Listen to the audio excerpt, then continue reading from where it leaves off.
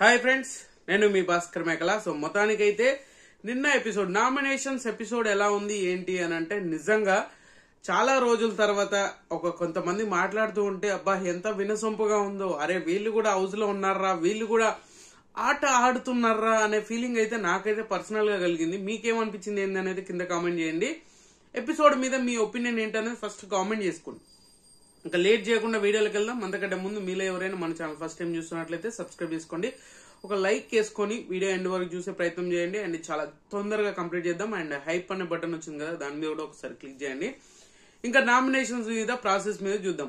And నిజంగా నిన్న nomination లో ఒక్కొక్కరు మాట్లాడుతుంటే, కొంతమంది డిఫెన్సింగ్ గానీ కొంతమంది మాట్లాడుతూ ఉంటే పర్సనల్ గా అరే వీళ్ళల్లో మార్పు వచ్చింది, వీళ్ళు కూడా యాక్టివ్ అయ్యారే, వీళ్ళు కూడా మాటలు మాట్లాడగలరే అనే ఫీలింగ్ అయితే వచ్చింది. అండ్ టీమ్ వైజ్ గా విడిపోయారు. And red, yellow, green, blue ఈ 4 టీములుగా డివైడ్ అయిపోయారు. 4 టీములకి టాస్క్ పెట్టడం అయితే జరిగింది. ఆ టాస్క్ లో చాలా బిగ్ బాస్ కూడా చాలా చేంజెస్ చేశాడు. ఒకసారి ఒకరినే నామినేట్ చేయాలంటే, ఇప్పుడు ఇద్దరు టీమ్ గా ఆడినప్పుడు వాళ్ళకి నామినేట్ చేయమన్నారు. తర్వాత మొత్తం హౌస్ లో ఇప్పుడు ఎవరైతే గెలిచారో వాళ్ళ అందరు హౌస్ లో ఎవరినైనా నామినేట్ చేయొచ్చు. ఇలాంటి రూల్స్ అన్ని సడన్ గా చేంజ్ చేశాడు బిగ్ బాస్. అది ఎంతవరకు వర్కౌట్ చేశాడో ఏం తెలియదు, కానీ అసలు నామినేషన్ ప్రాసెస్ ని అది లక్ మీద బేస్ అయ్యి చేసినట్టుగా లేదు. అంటే కంప్లీట్ గా ఈ కెప్టెన్ మీద బేస్ అయ్యే ఉంది. ఏదైతే ఈ లూడో గేమ్ ఆడిపించారో ఆ లూడో గేమ్ లో గేమ్ ఆడి నామినేషన్ చేయడం ఒకటి, గేమ్ లో ఆడి గెలిచి నామినేట్ చేయడం ఒకటైతే, ఒక డైరెక్ట్ గా నామినేషన్స్ ఫస్ట్ గా 3-4 సార్లు వచ్చింది. మిగతా అంతా డైరెక్ట్ గా నామినేషన్ చేసుడే జరిగింది అనమాట. ఇందులో కూడా పవన్ బాగా ఫేవరిజం చూపించాడు, కానీ పాపం బీభత్సంగా బెడ్స్ కొట్టింది. పవన్ ఫేవరెటిజం వల్ల బలైంది శ్రీజ, బలైంది. అండ్ మన ఎవరు రీతు బలైంది. ఈ పాపం మనోడు ఫేవర్ చేద్దాం అనుకున్నాడు, అక్కడ మిస్ ఫేర్ అయిపోయింది అన్నట్టుగా అనిపించింది నాకైతే. సో ఫస్ట్ గా డైస్ వేస్తూ ఉంటారు. ఆ డైస్ వేస్తూ ఉన్నప్పుడు ఒక్కొక్కరికి ఒక్కొక్క టీం, అది కూడా కెప్టెన్ చేతిలోనే పెట్టడం అనేది మరి వరస్ట్ థింగ్. ఆర్డర్ వైజ్ పెడితే బాగుండేది. సో ఎవరికైనా ఇవ్వచ్చు, ఎన్నిసార్లు అయినా ఇవ్వచ్చు, వాళ్ళే ఆడేటట్టుగా చేసుకోవచ్చు, మిగతా వాళ్ళకి ఛాన్స్ ఇవ్వకుండా కూడా చేయొచ్చు. సో అలా ఫేవరెటిజం లో రీతు ఉన్న టీంలో ఏదైతే బ్లూ టీం ఉందో ఆ బ్లూ టీమ్ లో ఫేవరెటిజం అనేది చూపించాడు అనమాట. డైరెక్ట్ క్లియర్ గానే తెలుస్తుంది. సో ఫస్ట్ గా సుమన్ శెట్టి వాళ్ళను పిలిచారు. సుమన్ శెట్టి కూడా నిన్న పాయింట్స్ లాజిక్ లెస్ గా పాయింట్లు మాట్లాడినా కూడా నామినేషన్ లో రీతును నామినేట్ చేశారు. ఫస్ట్ గేమ్ ఏంటి అని అంటే, మన రీతు వాళ్ళు అండ్ సుమన్ శెట్టి వాళ్ళ టీం. సుమన్ శెట్టిలో టీంలో ఉన్నది ఎవరు, రాము రాథోడ్ అండ్ సుమన్ శెట్టి, ఫ్లోరా, వీళ్ళు ముగ్గురు ఒక టీము.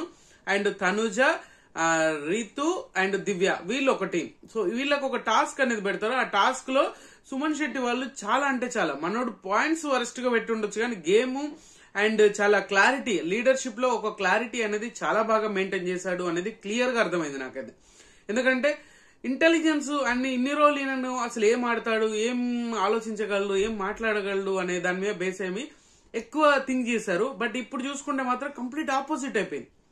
సో మనోడు చాలా అంటే చాలా బాగా గేమ్ ఆడాడు. 2 times గేమ్ గెలిచారు వాళ్ళు, ఒక్కసారి కాదు 2 times గేమ్ గెలిచారు. ఒకసారి తనుజ వాళ్ళతో గెలిచారు, ఇంకోసారి భరణి వాళ్ళతో ఓడిపోయారు. బట్ మళ్ళీ భరణి వాళ్ళతో పెట్టుకున్నారు అనమాట. Bharani green team, Bharani and Sanjana and మన శ్రీజ, వీళ్ళు ముగ్గురు ఒక టీం. వీళ్ళతోటి 2 సార్లు ఆడారు, ఒకసారి గెలిచారు, ఒకసారి ఓడిపోయారు. బట్ చాలా బాగా ఆడారు. వీళ్ళ ముగ్గురికి కమ్యూనికేషన్ గానీ, సుమన్ శెట్టి కమ్యూనికేట్ చేసిన విధానం గానీ, అండ్ నామినేషన్ చేసే ప్రాసెస్ లో కూడా అందరికి ఈక్వల్ ఛాన్సెస్ ఇవ్వాలి అని చెప్పేసి మనోడిలో చాలా అంటే చాలా బాగా అనిపించింది నాకు. రాము రాథోడు చాలా బాగా పాయింట్స్ పెట్టి, లాజిక్ టు లాజిక్ పాయింట్ పెట్టి మస్తు మాట్లాడాడు. సంజన విషయంలో వచ్చేసరికి సంజన గురించి మాట్లాడినప్పుడు కూడా చాలా బాగా మాట్లాడాడు. హరీష్ కు కౌంటర్ అటాక్, హరీష్ కి అయితే ఎక్స్ట్రీమ్ లెవెల్లో మాట్లాడాడు. ఏదైతే యాక్సెప్ట్ చేయలేడో, ఏదైతే మాట్లాడలేదో అది ఒక విధంగా మారిపోయింది. సో ఫ్లోరా గారు కూడా నామినేట్ చేసినప్పుడు, వీళ్ళు నామినేట్ చేసింది ఎవరు, రీతుని ఫస్ట్ నామినేట్ చేసింది రీతుని నామినేట్ చేసినప్పుడు ఏదైతే సుమన్ శెట్టి చెప్పారో ఆ పాయింట్స్ అయితే లాజికల్ గా అనిపించలేదు. మనోడు క్లారిటీ మిస్ అయింది. ఏదో తొత్తరగా మాట్లాడి అండ్ ఏదో విషయాన్ని చెప్పాలనుకొని ఏదో విషయాన్ని చెప్పినట్టుగా అనిపించింది. అండ్ క్లారిటీ లేదు. పాపం నిజంగానే రీతు చాలా బాగా డిఫెండ్ చేసుకుంది. ఆ డిఫెండ్ చేసుకున్న సిచ్యువేషన్ కి పాపం మనోడు యాక్సెప్ట్ చేయలేడు. అయినా కూడా ఏదో మాట్లాడాలి, ఏదో చెప్పాలి పాయింట్ అన్నట్టుగా చెప్పాడు. కానీ అండ్ రీతు చెప్పిన నామినేట్ చేసిన రీజన్ అయితే కరెక్ట్ కాదు. సుమన్ శెట్టి ఈ విషయంలో ఖచ్చితంగా ఫెయిల్యూర్ అని చెప్పుకోవచ్చు. మిగతా ఎవరైతే ఉన్నారో ఫ్లోరా గానీ అండ్ రాము గాని, రాము మాట్లాడిన విధానం అండ్ ఫ్లోరా మాట్లాడిన హరీష్ గారితో ఏదైతే మాట్లాడారో ఆ కాన్వర్సేషన్ నామినేట్ చేసినప్పుడు హరీష్ గారు నిజంగా ఇంత ఏదన్నా అయింది అని అంటే దాన్ని ట్రిగ్గర్ అయిపోయి అనవసరమైన మాటలు వదిలేస్తూ ఉంటాడు, రచ్చ రచ్చ వేస్తూ ఉంటాడు. సో మనం ఏదో అనుకుంటే ఇంకేదో అయిపోతున్నట్టుగా తయారైపోతుంది అనమాట. ఆ లెవెల్, ఆ కైండ్ ఆఫ్ థాట్స్ అంత డిఫరెంట్ గా అయిపోతుంది. అండ్ లాజిక్ లెస్ గా మాట్లాడినట్లు, లాజిక్ లెస్ గా ఏదో జరిగిపోతుంది అన్నట్టుగా చేశారు తప్పితే అంతకు మించి ఇంకేమీ లేదు. ఆ ఫుడ్ విషయంలో అవని ఏదైతే సంజన గారు స్టేజ్ మీద చెప్పారో ఆ స్టేజ్ మీద చెప్పిన దాని గురించి రాము మాట్లాడినప్పుడు ఆయన చెప్పే సమాధానం అయిపోయిందా, ఆ యాటిట్యూడ్ ఏందిరా బాబు నీకు, అసలు ఆ యాటిట్యూడ్ చూపించుకోవాల్సిన అవసరం ఏంది? మొత్తం నేనే మొత్తం రాజ్యాంగాన్ని రాశానరా అన్నట్టు ఫీల్ అయిపోతూ ఉంటాడు. సో తనుజ చాలా గట్టిగా ఇస్తుంది. ఈ ఇష్యూలో జరుగుతున్నప్పుడు తనుజ తన పాయింట్ మీద స్టిక్ అయి గట్టిగా అంటే గట్టిగా చాలా హారబుల్ గా ఇస్తుంది అనమాట. సో ఎక్స్ట్రీమ్ లెవెల్లో ఆమె పీక్ లోకి వెళ్ళిపోయింది. ఎప్పటి నుంచో మనసులో ఉంది, బట్ నామినేషన్ మాది అన్నా కూడా బట్ అక్కడ ఆమె పాయింట్ వచ్చింది కాబట్టి ఖచ్చితంగా మాట్లాడింది. ఇక్కడ కూడా తనుజ చాలా అంటే చాలా క్లారిటీగా కొన్ని విషయాల్లో ఆమె కూడా నోరు జారాల్సి వస్తుంది, నోరు జారుతుంది కూడా. ఎందుకంటే సడన్ గా పో ఇలాంటి మాటలు ఏంటంటే లాస్ట్ కి వచ్చేసరికి ట్రిగ్గర్ అయిపోతారు. అండ్ చూసే వాళ్ళకి కూడా చాలా హారబుల్ గా ఉంటది, చూసే వాళ్ళు కూడా దాన్ని నెగిటివ్ గా థింక్ చేసే ఛాన్సెస్ ఎక్కువగా ఉంటది అనమాట. సో అలా ఎక్కువ ఫేవరిజం చూపించింది. అండ్ గ్రీన్ టీమ్ కి ఫేవరిజం చూపించాడు, అండ్ నెక్స్ట్ బ్లూ టీమ్ కి ఫేవరిజం చూపించాడు, అండ్ రెడ్ టీమ్ అయితే అసలు కన్సిడర్ కూడా చేయలేదు అన్నట్టు అనిపించింది నాకు. అది ఎక్కడ పెద్దగా వాళ్ళకి ఛాన్స్ ఇచ్చింది కూడా లేదు రెడ్ టీమ్ కి అనేది. పాపం మీద ఒక్కసారి 2 సార్లు ఫస్ట్ స్టార్టింగ్ లో ఒకసారి ఇచ్చాడు, తర్వాత ఎక్కడ ఇచ్చాడో కూడా పాపం వాళ్ళు అసలు ఆ టీమే కనిపించలేదు. హరీష్, ఇమాన్యుయల్, కళ్యాణ్ వీళ్ళు ముగ్గురు అయితే వాళ్ళని సపరేట్ గా పెట్టినట్టుగా అనిపించింది. ఆ టీమ్ కే సంబంధం లేదన్నట్టుగా చూపించాడు అనమాట. అది ఏంటో మరి పవనిజము అండ్ డెమోన్ పవన్ ఒక రేంజ్ లో క్లారిటీ ఉంటది అని అనుకుంటే పాపం మనోడు రాను రాను మొత్తాన్ని మనోడిని ఎక్కడికో తీసుకెళ్తున్నాడు బిగ్ బాస్. మరి ఆ తీసుకెళ్లే దారిలో ఎక్కడన్నా ముంచేసుకుంటే బెటర్ ఏమో, బట్ మరీ ఇలాగే కంటిన్యూషన్ తీసుకెళ్తే దరిద్రంగా ఉంటది అనమాట. సో అలా రీతుని నామినేట్ చేస్తారు. తర్వాత గ్రీన్ టీమ్ లో కూడా ఒక్కొక్క టీం గురించి చెప్దాం. గ్రీన్ టీమ్ లో కూడా అండ్ భరణి గారు వాళ్ళకి 2 సార్లు ఛాన్స్ వస్తుంది. ఒకసారి శ్రీజ డైరెక్ట్ గా దివ్యాన్ని నామినేట్ చేస్తుంది. దివ్యాన్ని నామినేట్ చేసిన పాయింట్స్ చాలా బాగుంది. అంటే శ్రీజాలో ఒక కొత్త యాంగిల్ చూసామా అనే ఫీలింగ్ కలిగింది. ఏంటంటే ఒక కంట్రోల్డ్ గా మాటలు మాట్లాడుతుంది, కంట్రోల్ గా సిచ్యువేషన్ చెప్తూ ఉంది అనమాట. ఇది కాదు ఇది అనే సిచ్యువేషన్ చాలా కంట్రోల్డ్ గా మాట్లాడుతుంది. అది నాకు చాలా బాగా అనిపించింది. అంటే ఎక్కడ కయ్య గయ్య గయ్య గయ్య అరవకుండా ఎదుటి వాళ్ళు చెప్పింది విని తర్వాత ఈమె కౌంటర్ అటాక్ ఇచ్చి వాళ్ళు చెప్పిన తర్వాత మళ్ళీ మాట్లాడడం, ఇలా కొంతవరకు ఇదే కంటిన్యూషన్ ఉంటే శ్రీజ కూడా చాలా బాగా అనిపిస్తుంది. సో మంచి కంటెంటర్ అనే మంచి కంటెస్టెంట్ అని చెప్పుకోవచ్చు. ఎందుకంటే ఇన్ని రోజులు ఒక నెగిటివ్ ఇంప్రెషన్ ఉంది, ఇప్పుడు చాలా కంట్రోల్డ్ గా మాట్లాడడం వల్ల ఎదుటి వాళ్ళకి అర్థం అవుతూ ఉంటది. సో దివ్యాన్ని నామినేట్ చేసింది. నువ్వు ఇప్పటి వరకు 3 వారాలు ఆడి తర్వాత వచ్చిన ఒకటికి సో ఆ బేసిస్ మీద చేస్తున్నావు, నువ్వేంటి అనేది కూడా తెలియాలి కదా, ఆ దాని మీద బేస్ అయ్యి చేస్తున్నాము అని చెప్పేసి చాలా క్లారిటీగా చెప్తుంది. అది హ్యాపీ అనిపిస్తుంది. అండ్ ఏదైతే బట్టలు దొంగతనం చేస్తారో ఆ ఇష్యూ కూడా వచ్చినప్పుడు ఐఎమ్ యాక్సెప్ట్ చేశాను అని కూడా దివ్యకు సర్ది చెప్తుంది. నేను నాది తప్పే, నాది మిస్టేకే, బట్ నువ్వు వెయిట్ చేస్తున్నావు, ఎవరో వచ్చి నన్ను అడుగుతారు, నేను చెప్తాను, అంతమందిని అడుగుతున్నా కూడా చెప్పలేదు అన్న దాంట్లో వీళ్ళిద్దరు ఏదో చేద్దాం, సంజన అండ్ శ్రీజ వీళ్ళిద్దరు మాట్లాడుకుని బట్టల ఇష్యూ ఉంది కదా, అది జైలు గురించి రచ్చ జరిగింది, అది బేసెస్ కరెక్ట్ కాదు అనేది చాలా బాగా ఆమె డిఫైన్ చేసుకుంది దివ్య. శ్రీజ కూడా చాలా బాగా మాట్లాడింది. అండ్ రీతు టు శ్రీజాని నామినేట్ చేసినప్పుడు కూడా రీతు చెప్పిన పాయింట్ నాకు చాలా వ్యాలిడ్ గా అనిపించింది. ఎందుకైతే ఏదైతే నువ్వు డెమోన్ కి నువ్వు నా గురించి చెప్పావో, నా క్యారెక్టర్ అసోసియేషన్ చేసావో, సో అది కరెక్ట్ కాదు. సో నీకేం తెలుసు నా రియల్ బాండింగ్, నేను కావాల్సుకుని నటిస్తున్నాను, జీవిస్తున్నాను అంటే నా ఫ్రెండ్ కాబట్టికే నేను చెప్పాను, అంతేగాని నీ గురించి నేను ఎక్కడ మాట్లాడలేదు. నా ఫ్రెండ్ కి అరే ఇలా ఉంది కదా, నేను ఇన్ని రోజులు బాండింగ్ లో మనకు అంత ఉండదు, అలాంటిది 2 days లో ఇంత బాండింగ్ వస్తుంది అని అంటే ఇక్కడ పవన్ కూడా ఉంది. పవన్ కూడా రీతు దిక్కు మాట్లాడినట్టుగానే అనిపించింది. లేదు నేను ఒక్కసారిగా చెప్పలేదు, 4-5 సార్లు చెప్పిన అంటే ఆ టాపిక్ నువ్వు వద్దురా, నాకు తెలుసురా అన్న కంచెలు నేను ఆ టాపిక్ మాట్లాడలేదు అని శ్రీజ కూడా మాట్లాడేది.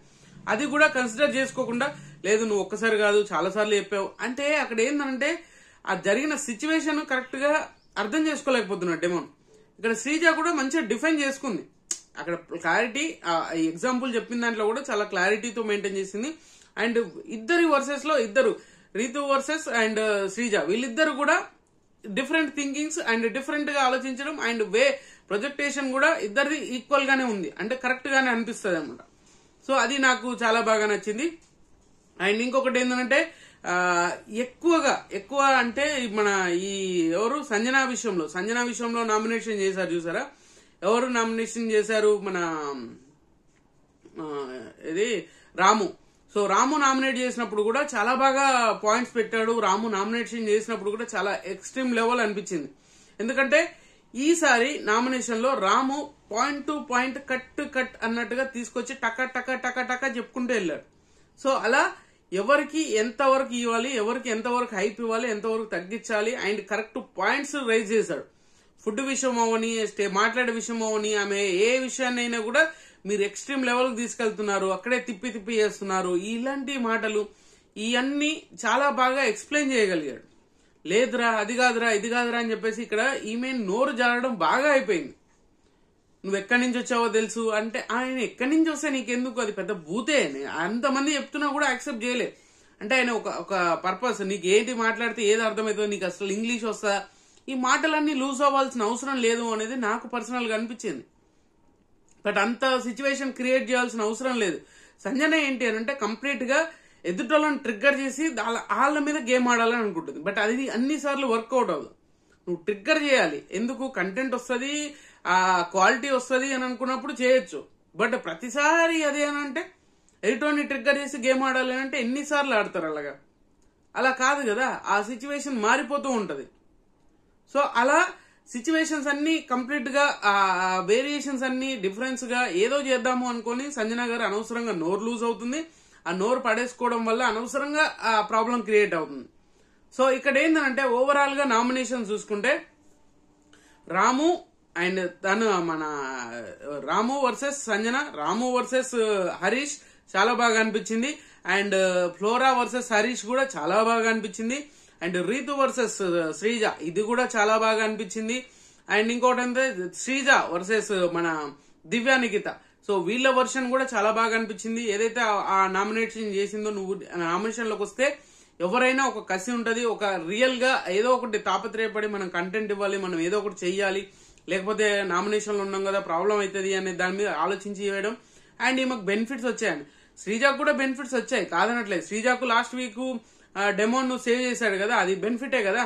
బట్ అలాగా కొన్ని ఉన్నాయి, బట్ అదే బేసిస్ మీద అని కాదు, ఎట్లయినా ఖచ్చితంగా నామినేషన్ లోకి తీసుకురావాల్సిందే. ఎందుకంటే ఆమెకు 3 weeks తర్వాత వచ్చిందంటే కొంచెం అడ్వాంటేజ్ ఉంటుంది. అలాగని చెప్పేసి ఈమెకు అరే 3 weeks నుంచి అలా అడ్వాంటేజ్ చేయాలనుకో బిగ్ బాస్ చెప్తాడు కదా, ఈమె నామినేషన్ ఈ వీకే వచ్చింది కదా, నామినేషన్ నుంచి పక్క తప్పుకుంటూ మిగతా వాళ్ళని నామినేట్ చేయండి అని కూడా చాలా సార్లు చెప్పారు. అలా వైల్డ్ కార్డ్స్ వచ్చిన వాళ్ళని కొంతమందిని సడన్ గా వీళ్ళని నామినేషన్ చేయకూడదు అని చెప్పేసి కూడా చెప్పారు. లేదంటే కొంతమందిని డైరెక్ట్ గా వాళ్ళకి పవర్ ఇచ్చి డైరెక్ట్ నామినేషన్ చేపించారు. ఇలా కొన్ని సిచ్యువేషన్స్ అయితే ఉన్నాయన్నమాట.